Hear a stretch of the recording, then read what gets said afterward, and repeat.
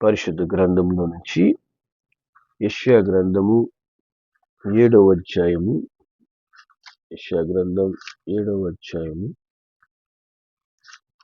14వ వాక్యాన్ని మనము చదువుకుందాం. కాబట్టి ప్రభు తానే ఒక సూచన మీకు చూపును, ఆలకించుడి, కన్యక గర్భవతి అయి కుమారుని కని అతనికి ఇమ్మానుయేలు అను పేరు పెట్టును. దేవుని నామానికి మహిమ కలుగును గాక. కాబట్టి క్రిస్మస్ దినాల్లో ప్రభు అయిన యేసు రక్షకుడిగా జన్మించినప్పుడు పరిశుద్ధ గ్రంథం ఏం తెలియజేసిందంటే ఆయనకు ఇమ్మానుయేలు అని పేరు పెడతారు. యేసు ప్రభువుకి అనేక పేర్లు, నామాలు ఉన్నాయి. సో యేసు అనే పేరు ఆయనకు పెట్టబడింది. యేసు అనగా రక్షకుడు. అలాగే పరిశుద్ధ గ్రంథం ఆయనకు ఇంకొక పేరు కూడా పెడుతుంది. ఏంటంటే ఇమ్మానుయేలు. ఇమ్మానుయేలు అనగా అర్థం ఏంటి అంటే దేవుడు మనకు తోడై ఉన్నాడు అని పరిశుద్ధ గ్రంథము తెలియజేస్తుంది. దేవుడు మనకు తోడై ఉన్నాడు. కాబట్టి దేవుడు ప్రభు అయిన యేసు రూపంలో భూమి మీద రక్షకుడిగా జన్మించినప్పుడు ఆయన పేరు ఇమ్మానుయేలు అని పెట్టబడడం ద్వారా ఆయన ప్రతి పేరు ద్వారా తను తాను మన జీవితాల్లో ప్రత్యక్షపరుచుకున్నాడు. యేసు అనగా నీ ఆత్మను రక్షించడానికి ఆయన వచ్చాడు. ప్రతి పాపం నుంచి విడుదల ఇవ్వడానికి వచ్చాడు. అలాగే ఇమ్మానుయేలు అనగా సదాకాలము ఆయన మనకు తోడుగా ఉండడానికి వచ్చాడు. హల్లెలూయా. ఆయన ఎల్లప్పుడూ నీతో ఉండడానికి ఆశపడిన దేవుడు. దేవుడు మానవుని సృజించింది మానవునితో సహవాసం కలిగి ఉండడానికి, మానవునితో స్నేహం కలిగి ఉండడానికి. మరి మానవుడి యొక్క తప్పిదము దేవునికి మానవునికి దూరము, ఎడబాటు అనేది ఏర్పడింది. ఎందుకంటే పాపము అనేది మానవుని దేవుని యొద్ద నుంచి దూరం చేసేసింది. దేవుడు పరిశుద్ధుడు. ఆయనలో పాపము లేదు అని దేవుని వాక్యం చెప్తాడు.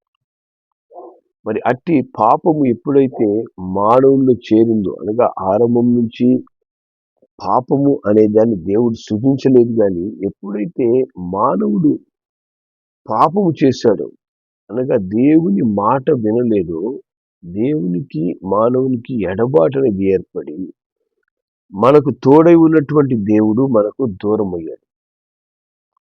మానవుడు కోల్పోయినటువంటి ఈ బంధాన్ని లేదా దేవునితో ఉన్నటువంటి అనుబంధాన్ని తిరిగి క్రమపరచడానికి ప్రభు అయిన యేసు రక్షకుడిగా జన్మించాడు.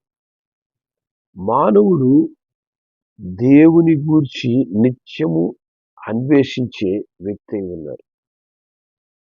మానవుడు తెలుసో తెలియకో దేవుడు అనేవాడు ఉన్నాడు, ఆయనని నేను ఏ విధంగా కలుసుకోగలను అని వెతుకుతూ దేవుణ్ణి పలు విధాలైనటువంటి సృష్టిలో కనబడుతున్నటువంటి వాటిలో దేవుడు కనపడతాడేమో అని వాటిలో వెతుకుతాడు. కొంతమంది మరి సూర్యుని దేవుడు అనుకుంటుంటారు, కొంతమంది చెట్లు చేమలు దేవుడు అనుకుంటుంటారు, కొంతమంది జంతువులు దేవుడు అనుకుంటారు. ఈ విధంగా కంటికి కనపడుతున్న వాటన్నిటిని చూసి ఈ కనబడే వాటిలో దేవుడు ఉన్నాడు, అవి కనబడుతూ ఉన్నాయి కాబట్టి వాటిలో దేవుడు ఉన్నాడనే ఒక భ్రమలో మానవుడు జీవిస్తున్నాడు. దేవుడు కనబడే సృష్టిలో లేడు, కానీ ఆయన ఈ సృష్టి అంతటిని సృజించిన దేవుడు వాడు. హల్లెలూయా. రోమీయులకు రాసిన పత్రిక 1వ అధ్యాయం, రోమీయులకు రాసిన పత్రిక 1వ అధ్యాయము 20వ వచనం అలాగే 21వ వచనం మనము చదివినట్లయితే దేవుని వాక్యం చెప్తుంది, ఆయన అదృశ్య లక్షణములు అనగా ఆయన నిత్య శక్తియు దేవత్వమును జగదుత్పత్తి మొదలుకొని సృష్టించబడిన వస్తువులను ఆలోచించుట వలన తేటపడుచున్నవి కనుక వారు నిరుత్తరులై ఉన్నారు. మరియు వారు దేవుని ఎరిగియు ఆయనను దేవునిగా మహిమపరచలేదు, కృతజ్ఞతాస్తుతులు చెల్లింపలేదు. కానీ తమ వాదముల యందు వ్యర్థులైరి. కాబట్టి దేవుని వాక్యం చెప్తుంది ఆయన అదృశ్య లక్షణాలు, ఆయన శక్తి, దైవత్వము దేంట్లో కనపడుతుంది? సృష్టించబడిన వస్తువులను ఆలోచించటం వలన బయలుపరచబడుతుంది. హల్లెలూయా. కాబట్టి ఇప్పుడు ఒక సూర్యుని తీసుకోనండి.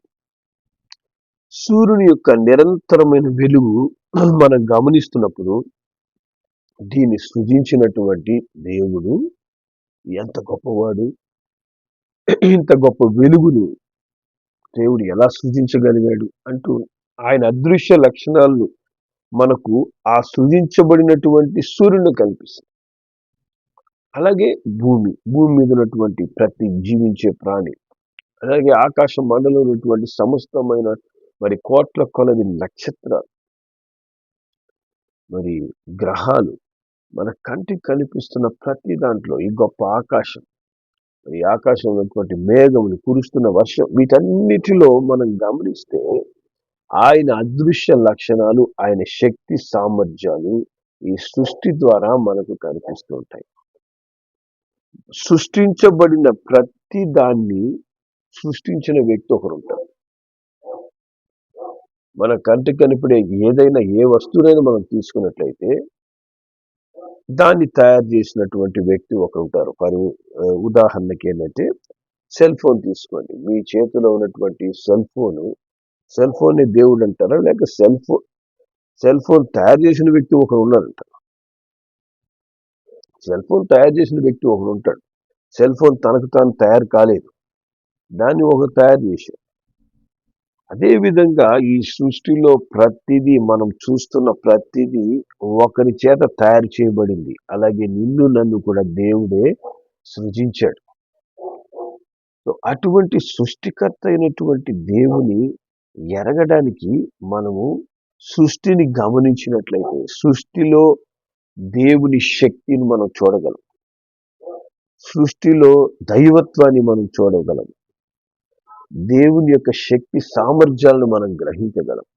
అలాగే దేవుని ప్రేమను మరి మనము ఈ సృష్టిలో ఉన్నటువంటి ప్రతి క్రియ ద్వారా మనం తెలుసుకోగలం. ఈ విధంగా మానవుడు కనుక ఆలోచించగలిగితే సృష్టించబడినటువంటి ప్రతి దానిలో దేవుడు మనకు కనబరచబడతాడు, దేవుని క్రియలు మనం చూడగలం. హల్లెలూయా. కానీ మానవుడు అట్టి సృష్టికర్త అయినటువంటి దేవుణ్ణి వారు దేవుని ఆజ్ఞను అతిక్రమించడం ద్వారా దూరమయ్యారు. ప్రభువైన అయిన యేసు వారు కోల్పోయినటువంటి ఆ తోడు, ఆ బంధాన్ని సరిచేయడానికి రక్షకుడుగా జన్మించారు. హల్లెలూయా. దేవుని నామానికి మహిమ కలుగును గాక. అందుకే ఆయన పేరు ఇమ్మానుయేలు, అనగా దేవుడు తిరిగి మనతో ఉండడానికి వచ్చాడు. హల్లెలూయా. ఏ దేవునైతే నిజ దేవుని మానవుడు కోల్పోయినాడో ఆయనతో ఉన్నటువంటి అనుబంధాన్ని మరి ఆజ్ఞ అతిక్రమించడం ద్వారా దూరమయ్యాడు, దూరం చేసుకున్నాడు. ఆ దూరాన్ని తిరిగి దగ్గర చేయడానికి, తిరిగి మనల్ని సమీపస్తులుగా చేయడానికి ప్రభు అయిన యేసు మార్గముగా ఉండడానికి వచ్చాడు. దేవుని నామానికి మహిమ కలుగును గాక. అందుకే దేవుని వాక్యం చెప్తుంది లూకాసు వార్త 19:10 నశించిన దానిని వెదకి రక్షించడానికి మనుష్య కుమారుడు వచ్చాడు. కాబట్టి మానవుడు దేవుణ్ణి గ్రహించలేక సృష్టిని పూజిస్తూ నిజ దేవునికి విరోధమైన పాపం చేస్తూ నశించిన స్థితిలో ఉన్నప్పుడు వారిని వెదకి రక్షించడానికి యేసయ్య రక్షకుడిగా జన్మించి ఆయన ఈ లోకంలో సదాకాలం నేను మీతో ఇక ఉండబోతున్నాను అంటూ మనకు వాగ్దానం ఇచ్చాడు. హల్లెలూయా. దేవుని నామానికి మహిమ కలుగును గాక.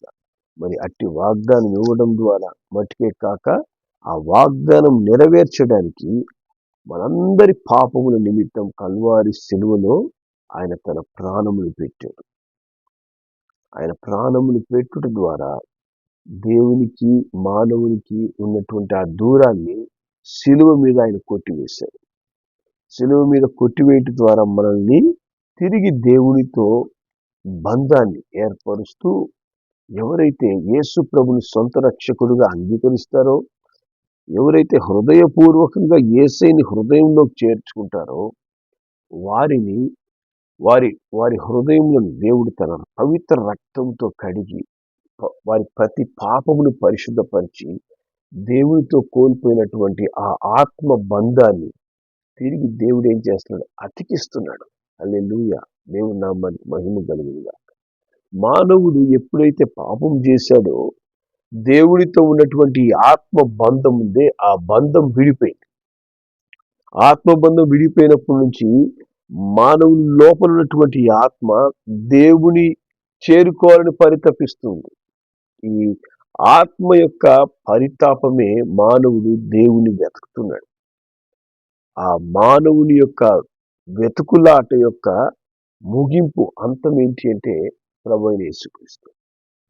ఆ యేసు ప్రభు యొద్దకు చేరుకున్నప్పుడు మానవుడు దేవుణ్ణి కలుసుకొనగలడు. హల్లెలూయా! ఎందుకంటే దేవాది దేవుడే యేసు రూపంలో రక్షకుడిగా భూమి మీదకి వచ్చాడు. ఆయన చెప్తాడు, నన్ను చూసిన వాడు తండ్రిని చూసినట్లయితే. కాబట్టి నన్ను చూసిన వాళ్ళు మీరు తండ్రిని చూస్తూ ఉన్నారు అంటున్నాడు. నేను నా తండ్రి ఏకమై ఉన్నామని చెప్తున్నాడు. నేనే ఆయనను అని చెప్పంటాడు యేసయ్య. కాబట్టి యేసు ప్రభు పరిపూర్ణమైనటువంటి దేవుని రూపమై ఉన్నాడు. ఆయన సంపూర్ణమైన దేవుని స్వరూపముగా రక్షకుడిగా 2000 సంవత్సరముల కిందట మనందరినీ ప్రేమించి జన్మించిన దేవుడు. హల్లెలూయా! దేవుని నామానికి మహిమ కలుగును గాక.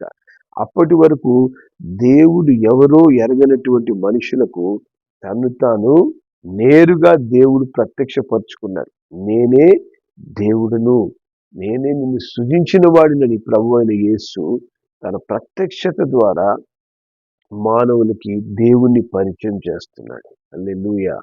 కాబట్టి మానవుడు నిజంగా దేవుని చూడాలి అని వెతికినట్లయితే, దేవుని కొరకు మరి ఆ తప్పించిన అనుభవంలో ప్రభువు కొరకు నువ్వు వెతికినట్లయితే నీ యొక్క వెతుకులాట ఎక్కడ ముగుస్తుందంటే యేసు యొద్దకు రాగానే ఈయన పరిపూర్ణమైన దేవుడు, ఈయనే నిజమైన దేవుడు, ఈయనే ఒకే ఒక దేవుడు. మరి నేను దేవునికి దూరం అవడానికి కారణమైన నా పాపమును, ఆ పాపం యొక్క శిక్షను దేవుడే నా కొరకు వచ్చి భరించి నన్ను తిరిగి దేవునితో సరిచేశాడు. నా బంధాన్ని సరిచేశాడు. నన్ను తిరిగి దేవునితో అతికింపజేశాడు అని దేవుని యొక్క నీ వెతుకులాట యేసయ్యని కలుసుకొనటంతో ముగుస్తుంది. హల్లెలూయా! సో ఆ విధంగా నువ్వు వెతుకుతూ ఉన్నట్లయితే, ఆ విధంగా నువ్వు దేవుని కలుసుకోవాలని ఆశిస్తూ ఉన్నట్లయితే ప్రభు అయిన యేసు ఖచ్చితంగా నీ జీవితాన్ని దర్శించి ఉంటాడు. ప్రభు అయిన యేసు నేనే నువ్వు వెతుకుతున్న దేవులను అని తెలియపరిచి ఉంటాడు. అది నిజమైన వెతుకులాట. నిజంగా మనం దేవుని వెతకాలి అంటే మనం చేయాల్సిన పని ఏంటంటే ఎవరో ఒకరిని దేవుడు అనుకొని వెతకడం కాదు. అయ్యా దేవుడెవరో ఆయన నేను కలుసుకోవాలి. ఆ దేవునికి నేను నా జీవితం ద్వారా, నా పరిస్థితుల ద్వారా, నా క్రియల ద్వారా ఆ దేవునికి నేను దూరం అయిపోయాను. ఆ దేవుని నేను కలుసుకోవాలని నీ మైండ్ ఖాళీగా పెట్టుకొని, నీ మనసును ఖాళీగా పెట్టుకొని, దేవా నువ్వు నన్ను కలువు అన్నప్పుడు ప్రభు అయిన యేసు నీకు దర్శనం అవుతాడు. ఇది అనేక మంది ఆ విధంగా దేవుని వెతికినప్పుడు వారు దర్శనములో అలాగే నేరుగా యేసును కలుసుకున్నారంట. ఈ మధ్యకాలంలో ఒక సాక్ష్యంలో ఐఎస్ఐఎస్ అనేటువంటి ఒక భయంకరమైన తీవ్రవాద సంస్థలో పనిచేస్తున్నటువంటి వ్యక్తి మరి అతన్ని సడన్ గా యేసయ్య ప్రత్యక్షమై ఆయన కలుసుకొని యేసయ్య ఆయనతో చెప్తున్నాడంట దర్శనంలో, నేను నీ పాపం క్షమిస్తున్నానని. అప్పుడు ఆయన ఒక ముస్లిం తీవ్రవాది, ఆయన యేసు ప్రభువుని నమ్మని వ్యక్తి. మరి అటువంటి వ్యక్తి నా పాపములు క్షమించడానికి నువ్వెవరయ్యా, నీ పేరు ఏంటి అన్నప్పుడు నేనే నిన్ను రక్షించే దేవుడైనటువంటి యేసుక్రీస్తుని తెలియపరుస్తున్నాడట. మరి ఆయనకి ఆశ్చర్యము బాధ, వేదనతో ఆయన నా పాపం నేను ఇంత క్రూరమైనటువంటి తీవ్రవాదినైతే, నేను ఎంతో మందిని చంపి, ఎంతో మందిని హింసించినటువంటి వ్యక్తినైతే, నా పాపం నువ్వు ఎలా క్షమించగలుగుతున్నావంటూ యేసయ్య ప్రేమను ఎరిగి యేసయ్యకి తన జీవితాన్ని అర్పించుకుంటున్నాడు. హల్లెలూయా. ఆ విధంగా ప్రపంచంలో కోట్ల కోట్ల మంది వారి వెతుకులాటలో లేదా దేవుని వెతుకుతున్నటువంటి ఆ యొక్క వెతుకులాట యేసయ్య దగ్గర ముగిస్తూ ఉంది. యేసయ్య వారిని దర్శించినప్పుడు యేసయ్య నిజమైన దేవుడు. ఎలా నువ్వు యేసయ్య నిజమైన దేవుడు అని చెప్పగలుగుతున్నావు అంటే, నా హృదయంలో ఉన్నటువంటి ఆ పాప భారాన్ని యేసయ్య తీసివేశాడు. నా మీద ఉన్నటువంటి ప్రతి శాపాన్ని ఆయన కొట్టివేశాడు. ఈరోజు నాకు రక్షణ, నాకు విమోచన యేసయ్య అనుగ్రహించి ఇమ్మానుయేలుగా ఇప్పుడు నాకు ఆయన తోడై ఉన్నాడు.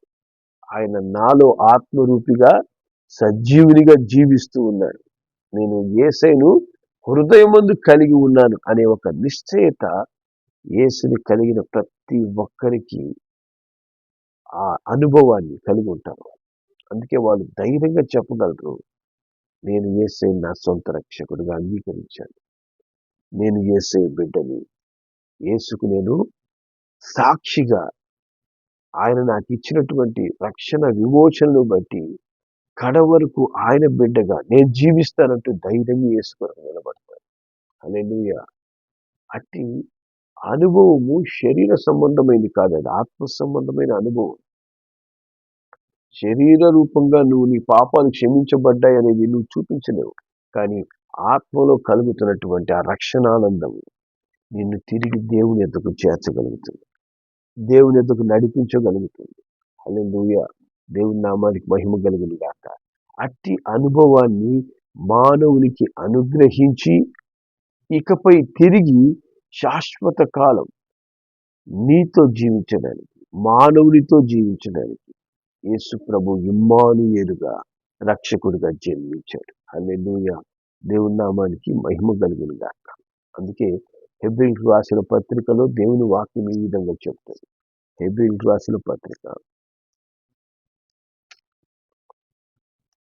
13వ అధ్యాయం 5-6 వచనాల్లో దేవుని వాక్యం చెప్తుంది, నిన్ను ఏమాత్రము విడువను, నిన్ను ఎన్నడూ ఎడబాయను అని ఆయనే చెప్పింది కదా. కాబట్టి ప్రభువు నాకు సహాయకుడు, నేను భయపడను, నరుమాతుడు నాకేం చేయగలడు అని మంచి ధైర్యంతో చెప్పగలవారమై ఉన్నాము. హల్లెలూయా. కాబట్టి దేవుడు మనకు దేవునికి అడ్డుగా ఉన్నటువంటి ఈ పాపమును ఆయన తొలగించుట ద్వారా ఇమ్మానుయేలుగా నీతో ఉండడానికి, ఎల్లప్పుడూ నీతో జీవించడానికి ఆయన రక్షకుడుగా వచ్చాడు. యేసు అనే పేరుతో వచ్చాడు, ఇమ్మానుయేలు అనే పేరుతో వస్తున్నాడు. ఆయన చెప్తున్నాడు, నిన్ను ఇకపై ఏమాత్రం విడువను, నిన్ను ఎన్నడూ విడిచిపెట్టను, ఎడబాయను. హల్లెలూయా. దేవుని నామానికి మహిమ కలుగునుగా. మనమన్నా దేవుణ్ణి విడిచిపెట్టాలని ఆలోచించవచ్చు, లేదా దేవుని విడిచిపెట్టి మనము జీవించడానికి ప్రయత్నం చేయొచ్చు. కానీ దేవాది దేవుడు ఎటువంటి వాడంటే, ఒక్కసారి ఆయన నీ ఆత్మకు రక్షణ ఇచ్చాడంటే ఇక ఆయన నిన్ను ఎన్నడూ విడిచిపెట్టడంట. హల్లెలూయా. ఏ మాత్రం విడిచిపెట్టడంట. ఆయన ఎప్పుడు కూడా ఎడబాయడు. హల్లెలూయా. ఆయన అద్భుతమైన ప్రసన్నత ఎప్పుడు ఆయన నీతోనే ఉంచుతాడు. యేసయ్య నీతో ఉన్నాడని ఎలా నువ్వు తెలుసుకోగలవు? ఆ పరిశుద్ధమైన సన్నిధి, ఆ పరిశుద్ధమైన అభిషేకం. ఎందుకంటే అపవిత్రంగా ఉన్నప్పుడు, మనం పాపములో ఉన్నప్పుడు ఆయన సన్నిధిని మనం అనుభవించలేం. ఆయన ఆత్మ పరితపిస్తుంది మనము పాపము చేస్తున్నప్పుడు. కానీ ఎప్పుడైతే ఆయన రక్తము మన పాపముని కడిగి వేసిందో, మనల్ని పరిశుద్ధపరిచిందో, ఆ అద్భుతమైన ప్రసన్నత మనల్ని నింపుతూ, ఇదిగో నేను నీలోనే ఉన్నాను, నేను నిన్నెన్నడూ విడువను, నిన్నెన్నడూ ఎడబాయను అంటాడు దేవుడు. హల్లెలూయా. ఈ విధంగా దేవుడితో ఉన్నటువంటి ఆ ఆత్మ బంధాన్ని తిరిగి దేవుడు సరిచేశాడు. 2025 సంవత్సరాల కిందట ఈ బంధమును పటిష్టపరచడానికి, ఈ బంధాన్ని పునరుద్ధరించడానికి యేసు ప్రభు రక్షకుడిగా జన్మించాడు. హల్లెలూయా. కాబట్టి ఆ దేవుని సన్నిధిని అనుభవిస్తున్న ప్రతి ఒక్కరూ ధైర్యంగా ఏం చెప్తారంట? ప్రభువు నా సహాయకుడు. ఆ యేసు నాలో ఉన్నాడు. ఈ దినమున యేసు ఎక్కడున్నాడంటే యేసు నాలో జీవిస్తున్నాడు. ఆయన నాలో సజీవుడు. హల్లెలూయా. కాబట్టి నేనెందుకు భయపడాలి? ఏ పరిస్థితికి నేను భయపడాలి? దేవుడే నా పక్షాన ఉండగా నాకు విరోధి ఎవడు?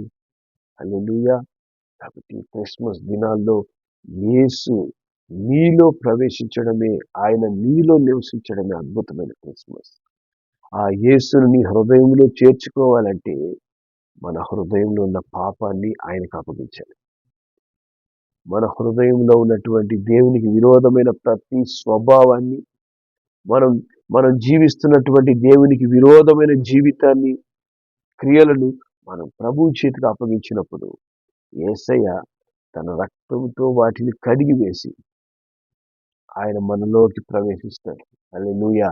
ఆయన మనలో నివసిస్తాడు. ఆ మనలో నివసించే అనుభవమే ఇమ్మానుయేలును కలిగి ఉండడం. దేవుడు మనకు తోడై ఉండడం. హల్లెలూయా. అట్టి దేవుని తోడును నీకు ఎల్లప్పుడూ అనుగ్రహించాలని యేసయ్య వచ్చాడు. అట్టి అనుభవం నువ్వు పొందుకోవాలంటే దేవునికి విరోధమైనటువంటి ప్రతి క్రియను మన హృదయంలో తీసివేసుకోవాలి. మన జీవితం నుంచి ప్రతి క్రియను మనం తీసివేసుకోవాలి. హృదయపూర్వకంగా ప్రభువా వీటిని నేను ఇష్టపడడం లేదయ్యా, వీటిని నాలోంచి తొలగించు, నన్ను క్షమించి యేసయ్యా అని హృదయపూర్వకంగా మనం ప్రార్థించిన మరుక్షణం ఆయన తన రక్తంతో మనల్ని కడిగి వేసి మన జీవితంలోనికి ఇమ్మానుయేలుగా ఆయన ప్రవేశిస్తాడు. హల్లెలూయా.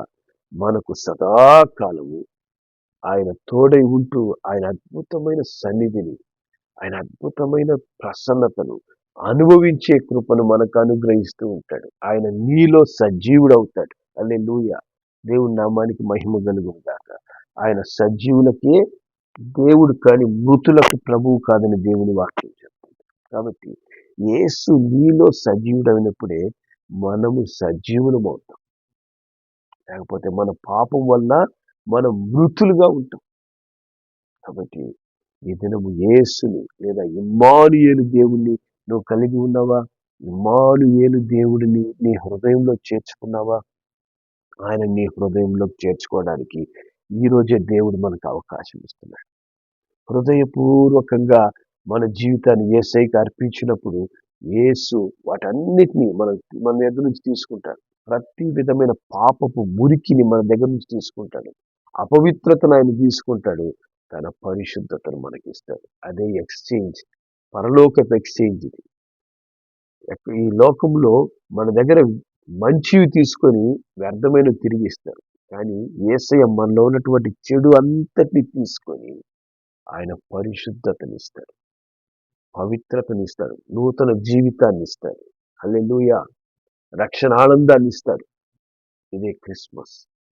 యేసయ్యను మన హృదయంలోనికి ఆహ్వానించడమే అద్భుతమైన క్రిస్మస్. సో ఈ క్రిస్మస్ ని సజీవమైన క్రిస్మస్ గా మనం చేసుకుందాం. యేసయ్యను మనలోకి చేర్చుకుందాం. ప్రార్థన చేద్దాం. ప్రేమగల మా తండ్రి యేసయ్యా నీకు వందనాలు. ఇమ్మానుయేలుగా మాకు తోడుగా మీరు ఉండడానికి వచ్చినందుకు స్తోత్రాలు, వందనాలయ్యా. తండ్రి మీరు ఇమ్మానుయేలుగా మాలో ఉండడానికి నైనా నీకు విరోధమైన ప్రతి క్రియను నైనా మా నుంచి మీరు స్వీకరించి దానికి ప్రతిగా పరిశుద్ధతను తండ్రి, జీవమును, నీతిని అయ్యా తండ్రి, రక్షణానందాన్ని మాలో పుట్టించడానికి, ప్రతి ఆత్మ సంబంధమైన ఆశీర్వాదంతో మమ్మల్ని నింపడానికి మీరు రక్షకుడిగా జన్మించినందుకు స్తోత్రం. ఈ దినమునైనా మేము ఒక ఆత్మ సంబంధమైన ఎక్స్చేంజ్ చేసుకొని ఆశపడుతున్నాం.